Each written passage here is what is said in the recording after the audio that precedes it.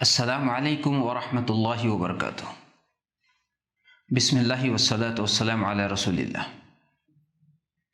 میرے عزیز بھائیوں، میں آج ایک بہت ہی دردمندانہ اپیل لے کر آپ کے سامنے حاضر ہوا ہوں۔ ہم سب جانتے ہیں رمضان المبارک کا مہینہ ایک عظیم مہینہ ہے، اللہ تبارک و تعالیٰ کی رحمتوں اور مغفرتوں کا مہینہ ہے۔ اس مہینے میں بہت ساری عبادتوں کے ساتھ قیام اللیل یعنی تراویح کی عبادت ایک عظیم عبادت ہے۔ اللہ کے پیارے نبی صلی اللہ علیہ وسلم نے ارشاد فرمایا، من قام رمضان ایمانا واحتسابا غفر له ما تقدم من ذنبه، کہ جو شخص رمضان المبارک میں ایمان اور اجر و ثواب کی نیت سے قیام کرتا ہے یعنی تراویح کی نماز پڑھتا ہے، اس کے پچھلے تمام گناہ معاف کر دیے جاتے ہیں۔ جہاں بہت سارے لوگ ذوق و شوق کے ساتھ تراویح کی نماز ادا کرتے ہیں، وہیں کچھ ہمارے بھائی ایسے بھی ہیں جو یہ کوشش کرتے ہیں کہ کس طریقے سے بہت مختصر اور چند دنوں کے اندر شارٹ کٹ میں ہماری تراویح ختم ہو جائے۔ کوئی 3 دن میں، کوئی 5 دن میں، کوئی 10 دن میں یہ چاہتا ہے کہ میری تراویح ختم ہو جائے۔ کیا تراویح 3 دن، 5 دن یا 10 دن اور ان راتوں میں پڑھ لینے سے ختم ہو جائے گی؟ میرے بھائیوں، یہ عبادت پورے رمضان کی عبادت ہے، اور بڑے افسوس کی بات ہے، آپ سوچیں کہ اس رمضان مبارک کا سب سے عظیم عشرہ، آخری 10 دن جس میں لیلۃ القدر ہے، اللہ رب العالمین نے ارشاد فرمایا، بسم اللہ الرحمن الرحیم، انا انزلناہ فی لیلۃ القدر وما ادراک ما لیلۃ القدر لیلۃ القدر خیر من 1000 شہر۔ ہم نے اس قرآن کریم کو لیلۃ القدر میں نازل کیا، اور تمہیں کیا معلوم یہ لیلۃ القدر کیا چیز ہے؟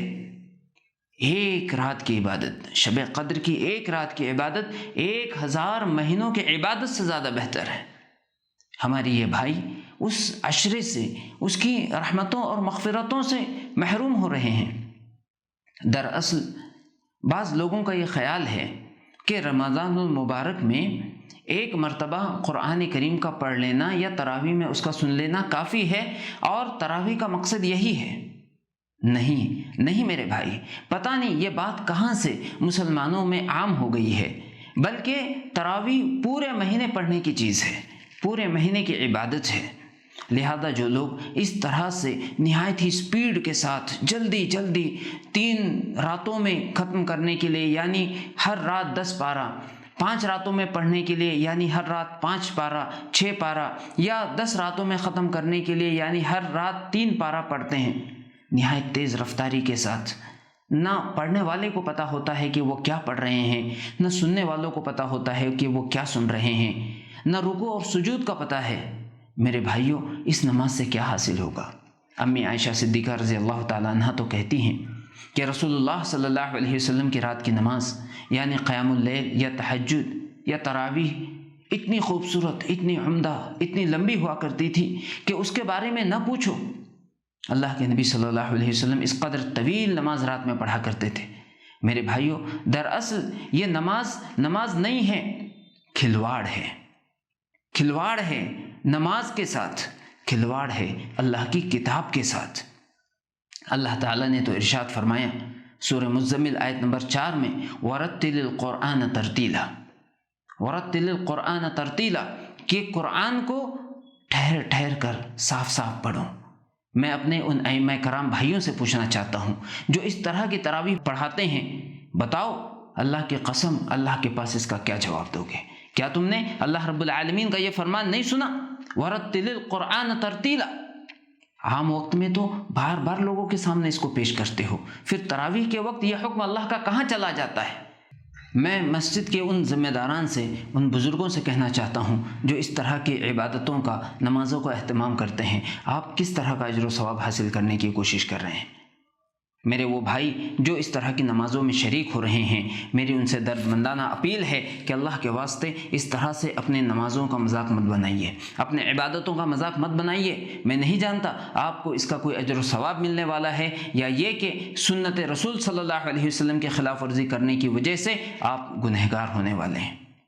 ہمارے بعض بھائی مجبوری میں ایسا کرتے ہیں، جو تاجر ہیں، جو ڈاکٹرز ہیں اور کسی پیشے سے ایسے منسلک ہیں کہ ان کے لیے ایسے وقت میں وقت نکال پانا مشکل ہوتا ہے، میرے بھائیوں آپ اپنے اسکیڈول کو کچھ بدلنے کی کوشش کریں۔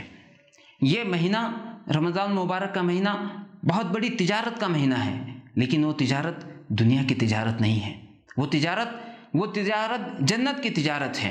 اگر ہم اپنا تھوڑا سا دنیاوی فائدہ اگر قربان نہیں کر سکتے تو مجھے بتائیے کہ جنت کی آرزو ہم کیسے کر سکتے ہیں، جنت کی دعا اللہ سے کیسے کر سکتے ہیں، کیسے جنت کا سوال کر سکتے ہیں، جبکہ اللہ رب العالمین تو یہ کہتا ہے ان اللہ اشترى من المؤمنین انفسهم واموالهم بان لهم الجنہ، اللہ تبارک و تعالیٰ نے مومنوں سے جنت کے بدلے ان کی جان اور ان کے مال سب خرید لیے ہیں۔ یعنی اگر ہم اپنے جان اور اپنے مال جب تک اللہ تعالیٰ کے راستے میں قربان کرنے کے لیے تیار نہیں ہوں گے، ہمارا جنت کا سوال کرنا اور جنت کی آرزو کرنا بیکار ہے۔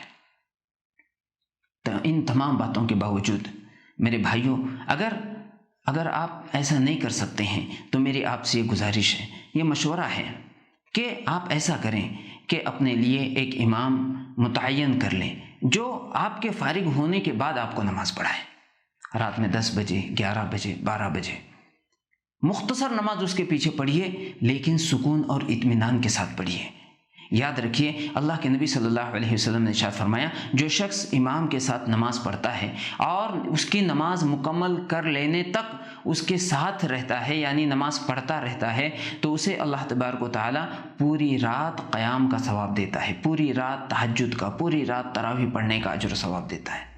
اگر آپ کی مجبوری ہے تو ایسا کریں، اپنے لیے ایک امام متعین کریں اور چند لوگ مل کر کے اس کے پیچھے نماز پڑھیں، لیکن اللہ کے واسطے اپنی نمازوں کو، اللہ کی کتاب کو کھلواڑ نہ بنائیں، اس کا مذاق نہ بنائیں۔ اللہ رب العالمین ہم تمام کو نیک سمجھ عطا فرمائے، ہماری عبادتوں کو شرف قبولیت بخشے، اس رمضان کو ہمارے لیے مغفرت کا ذریعہ بنا دے۔